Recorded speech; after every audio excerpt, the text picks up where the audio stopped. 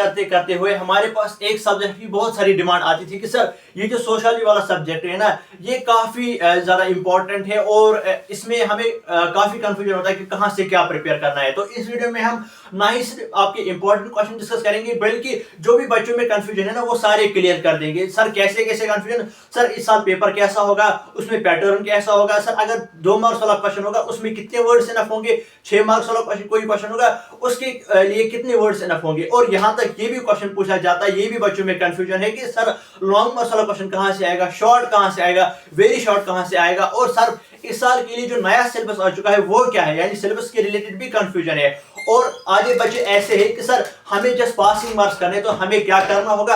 आधे बच्चे ऐसे भी है कि सर हमें इस साल टॉप करना है, तो सोशियोलॉजी में ऐसा कहां से क्या क्या प्रिपेयर करें ताकि हमें अच्छे से मार्क्स आ जाए। और ये भी कंफ्यूजन है कि सर अगर 15% रिलैक्सेशन दी गई है तो 15% रिलैक्सेशन के हिसाब से हम कैसे इस सोशियोलॉजी वाले पेपर को प्रिपेयर करें ताकि पेपर अच्छा हो जाए, पास भी अच्छे से हो जाए, और जिनको टॉप करना है उनके लिए भी क्या प्रोसीजर होगा। ठीक है, 1 मिनट आप मुझे दे दीजिए, मैं इस डोर को क्लोज कर देता हूं। तो इस वीडियो में हम क्या क्या डिस्कस करेंगे, एक आप लोगों का गेस्ट पेपर क्या रहने वाला है, आप लोगों का सिलेबस क्या है इस साल के लिए, आप लोगों का मॉडल पेपर यानी पेपर पैटर्न कैसा होगा JK BOSE according to JK BOSE इस साल के लिए। ठीक है, तो क्या कुछ हम डिस्कस करेंगे। Class 11 sociology important question session 2025 यानी नवंबर में जो एग्जाम होने वाला है। ठीक है, तो आपको क्या करना होगा, जो भी मैं क्वेश्चन से यहाँ पे डिस्कस करूंगा, अगर आपको उनके नोट्स चाहिए आप क्या कर लेना, आपको मैं वो नोट्स प्रोवाइड करूंगा। कहां पे, नीचे आपको डिस्क्रिप्शन में व्हाट्सएप ग्रुप की लिंक मिल जाएगी, आप वो व्हाट्सएप ग्रुप ज्वाइन कर लेना, वहां पे मैं आपको सारे नोट्स प्रोवाइड कर दूंगा।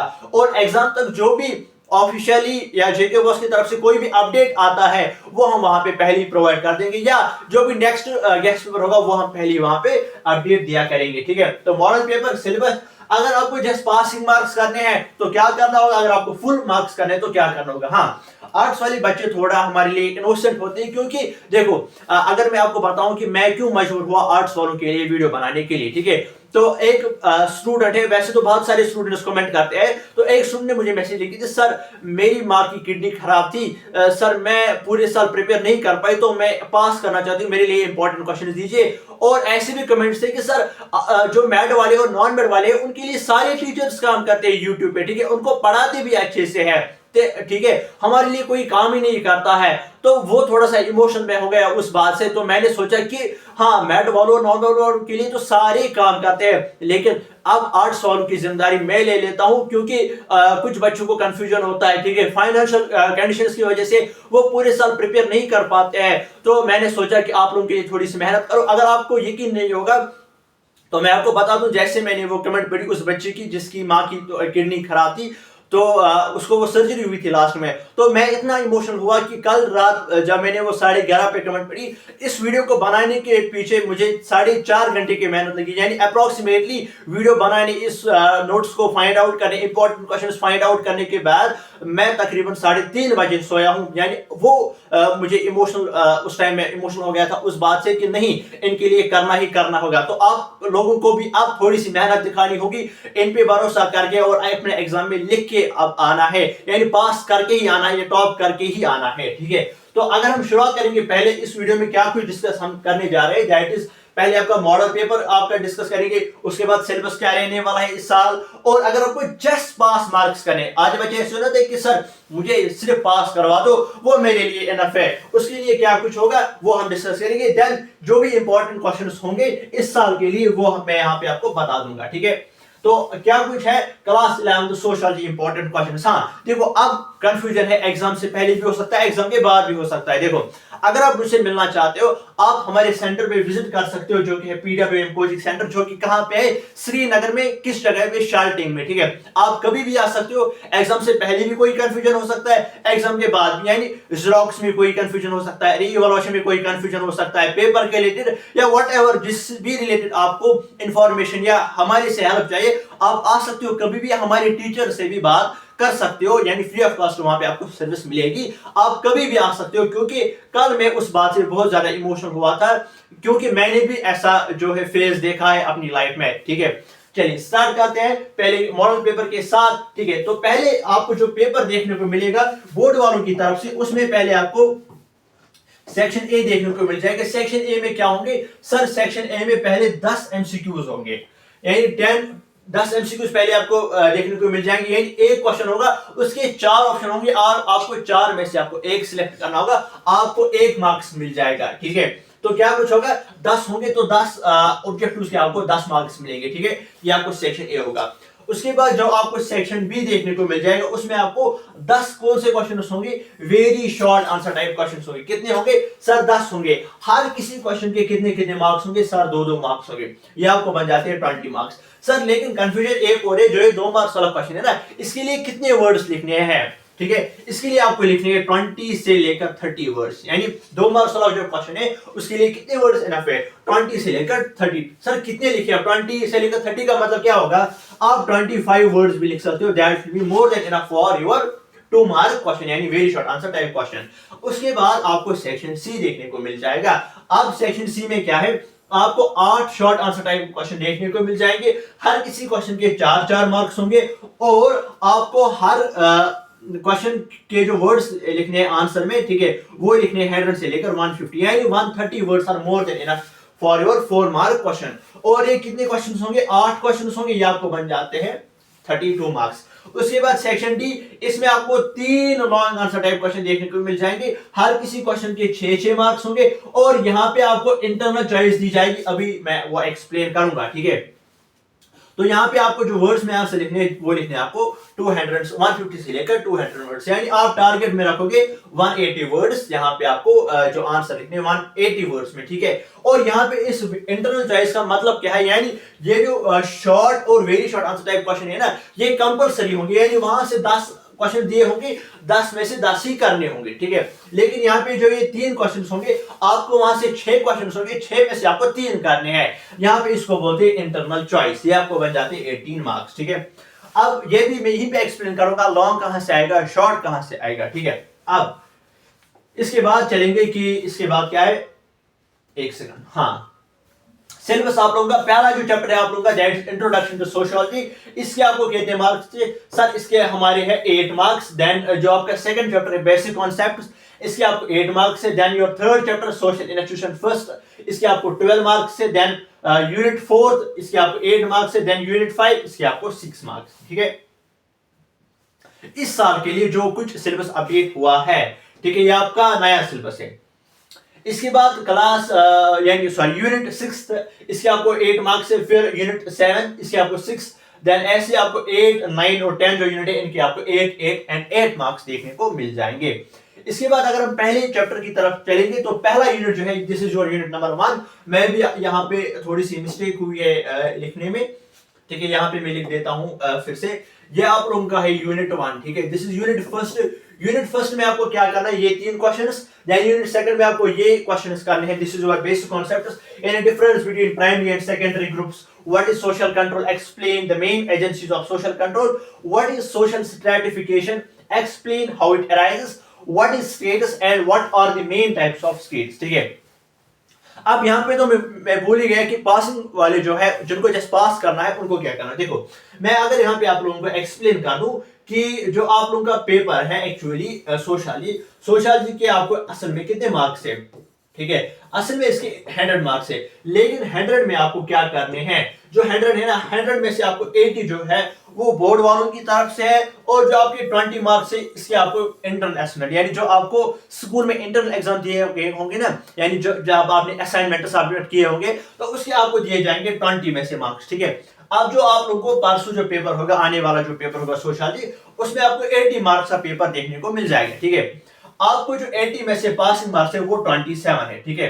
26 और 27, ठीक है, 27 मान के चलिए, 27 अच्छा मार्क्स है। ठीक है, तो अगर हम देखेंगे 15% रिलैक्सेशन के बाद क्या होगा, ठीक है, आपको 15% रिलैक्सेशन भी है ना, देखो आउट ऑफ 80 आपको थे 27 मार्क्स पासिंग, लेकिन अप्लाइंग 15% रिलैक्सेशन अब आपको 27 नहीं, अब आपको 25 पासिंग मार्क्स है। ठीक है, कितने, 25 आपको पासिंग मार्क्स है, यानी अगर आप 25 आप करोगे ना तो आपको अच्छे से पासिंग मार्क्स मिल जाएंगे, अच्छे से पास हो जाओगे। तो आपको टारगेट क्या करना है, आपको सिर्फ 25 पासिंग मार्क्स के लिए है, लेकिन जिनको पूरा पेपर करना है उनको क्या करना है, अगर वो 68 मार्क्स करेंगे ना तो 68 के बाद उनको दिए जाएंगे बराबर कितने, 80 मार्क्स, ठीक है, अकॉर्डिंग टू द 15% रिलैक्सेशन जो कि आपको बोर्ड की तरफ से इस साल दी गई है, ठीक है। आगे पासिंग वाले उनके कितने मार्क्स है आप मैंने बता दिया अभी, ठीक है। अबे यार मान जा, ठीक है, छोड़ो यार इसको, चलो ऐसे इसको कर देता हूं। अबे यार चलो छोड़ो इसको। हाँ, जो जिनको पासिंग मार्क्स करने उनको जस्ट कितने करने, दैट इज योर 25, ठीक है।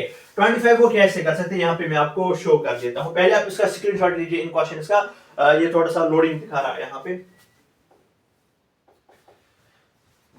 अबे यार हाँ, आई थिंक अब ठीक है, ठीक है।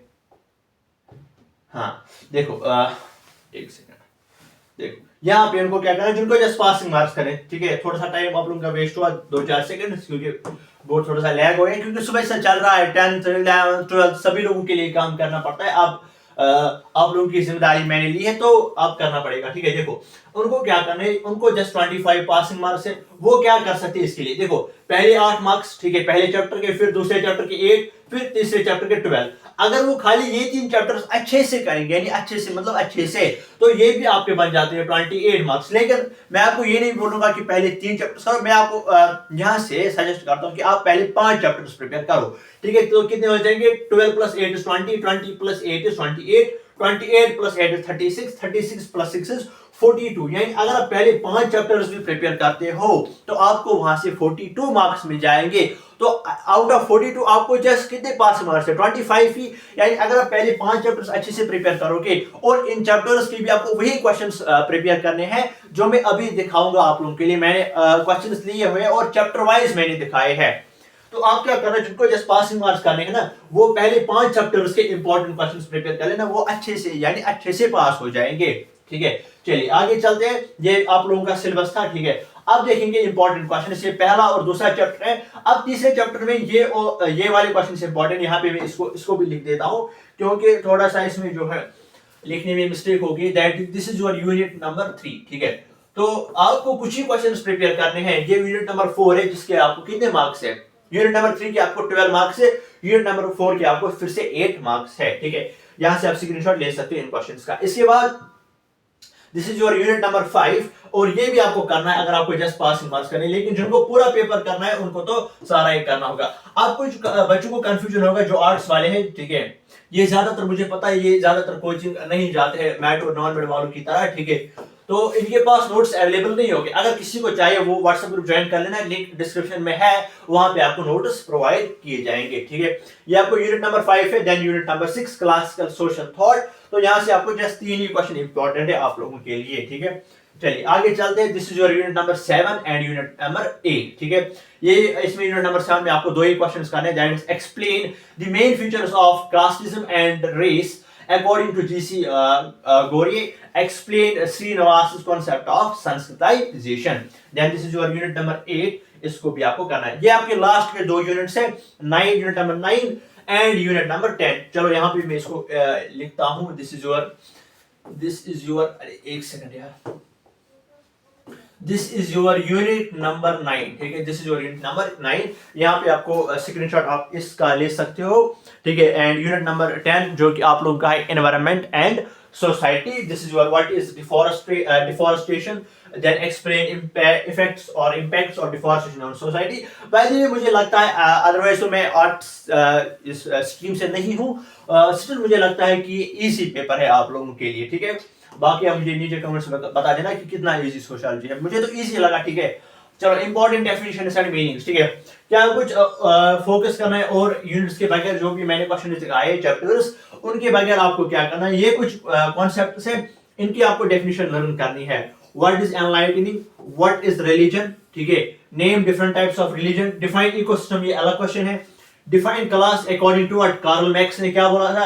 व्हाट इज इकोलॉजी, ये भी अलग क्वेश्चन है। Define conflict and define cooperation, ये अलग अलग टॉपिक्स कुछ है, इनकी आप डेफिनेशन याद कर लेना, इनकी आप मीनिंग्स याद कर लेना।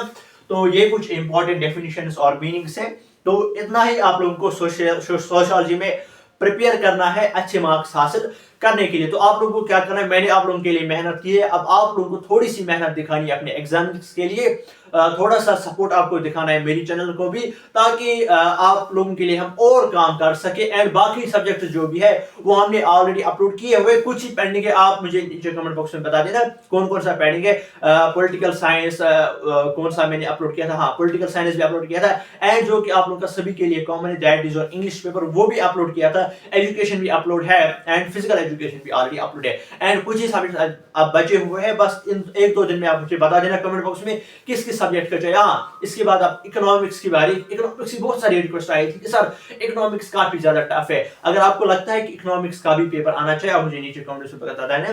ठीक है, आज की इस वीडियो में हम इतना ही डिस्कस करेंगे। लास्ट में मैं ये कहूंगा, thank you so much, all the very best.